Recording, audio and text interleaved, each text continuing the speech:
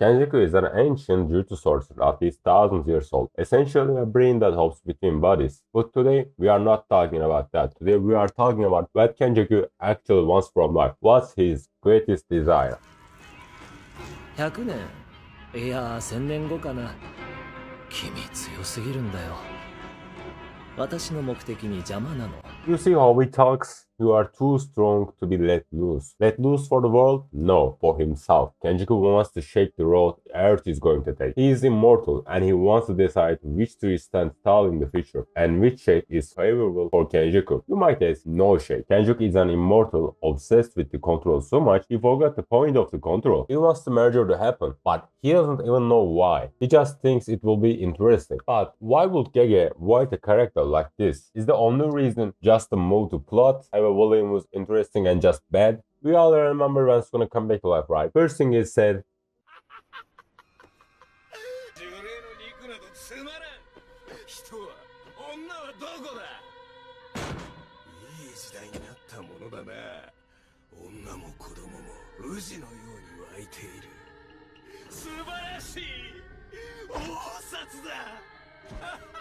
'The confirmed cannibal who eats people' says this guy, Kenjaku, does the grossest things ever to exist. And this is directly related to Kenjaku being immortal. At the end of the day, even though he cannot bodies, Kenjaku's brain is human. And the human brain knows what it sees regularly. Addiction doesn't start at the bottom, it starts with something that feels harmless. And every step down the chain feels like a natural next step until you can't recognize where you started anymore. Kenjaku was a human who had a thirst for knowledge. And along the way, he started doing worse and worse things just to understand more. He became who he is, a freak, a disgusting, gross person. There's no difference between Kenjaku and Da Vinci. One robs a dead bodies to understand the human form. One impregnates a woman with cursed spirits to understand what cursed spirits are. The thing is, every character in Jujutsu Kaisen represents something. Some dilemma, some characteristics, some real problem. What Kenjaku represents is immortality. If you were immortal, and you followed that chain long enough, needing more, needing something darker, needing something that satisfies you again, you stop being able to feel what a normal person feels. You stop being able to want what a normal person wants. This goes for real life too. Every pedophile started with searching boobs in the Google. Or every junkie homeless guy started with just a little medical grass. And do you think alcoholic people started with liters of vodka a day? No. And you can see this in the rich people more because their addiction can move faster. They are not burdened with life's troubles like us. They don't have to think about paying the rent or worrying about the bills. They have all the time in the world. And what they do with it, they want stimulation. They want to feel better. They want to feel superior. Kenjaku represents the extreme of not being able to die while trying to stay in control. And Kenjaku is actively trying to change the future while he himself is getting changed. JJK is very strict on souls. There are souls and there is shape of souls. Kenjaku is slowly losing his soul's shape over centuries. He was a human once before he received his brain into another person's body, and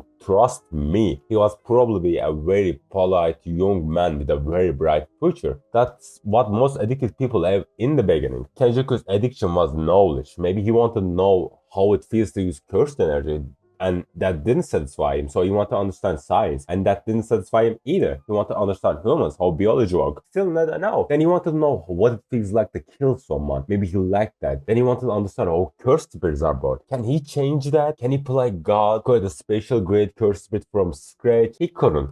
So he tried in human bodies. He created Yuju Itadori. That didn't satisfy him either. He wanted more. And in the end, he became a freak. The thing you should learn from Kenjaku is this. Stop trying to be in control all the time. Try to be present. Try to live whole life in tandem with that, with nature, with trust that things will be better. Instead of you trying to control everything. Do not lose yourself in the process. If your body feels wrong after you do something, no matter how much research say it's fine, it is wrong. All the knowledge in the world can be manipulated. Trust your gut. Do not get desensitized to what they're putting in front of you because this is exactly what they're trying to do. Almost all of that heroin goes to Iran and Russia, and we want them to be addicted to heroin. It weakens their societies. And I never got it published. Well, fast forward years later. That's disgusting. We've got a fentanyl epidemic in this country. That fentanyl is coming from China and Mexico. They want us to be addicted to fentanyl because it weakens our society. they put things against you. They make you laugh about it. They make it your normal. They desensitize you so you accept the billionaire circus. So you accept the insurance claims being denied. So you accept the retirement plans while you can afford those. Or you don't. The choice is yours. As long as you notice what's happening around you and inside you, you'll see if the water is getting hotter. And if it's getting hotter, jump before it boils. Although frogs love water, when I hold it over this pot of boiling water, this frog is very uncomfortable and climbs to get away from it. Now, the water in this pot is room temperature, 69.4 degrees, so he's comfortable when I put him in. If I turn the burner on low flame, his body temperature will adjust and slowly he will heat up with the water. The water temperature has risen to 80 degrees and the frog is the same temperature and still comfortable. If I turn up the burner slowly again, he won't notice because he'll continue to change to be the same as his surroundings. When we started, I held the frog over the first pot of boiling water. He was uncomfortable and he tried to get away from the heat. But now, because we're raising the temperature slowly, he doesn't recognize the danger he's in. He just keeps going along with the changes in his surroundings.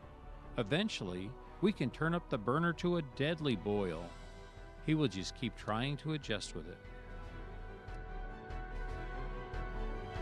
By the time he realizes it's killing him, it's too late. He won't notice in time because he just keeps changing himself to go along with the changes in his surroundings. If you want to see more character studies, check the video where I talk about the strongest character in Invincible. If you enjoyed this video or this video taught you something you didn't think about before, please like and subscribe. I'm 713. See you in the next one.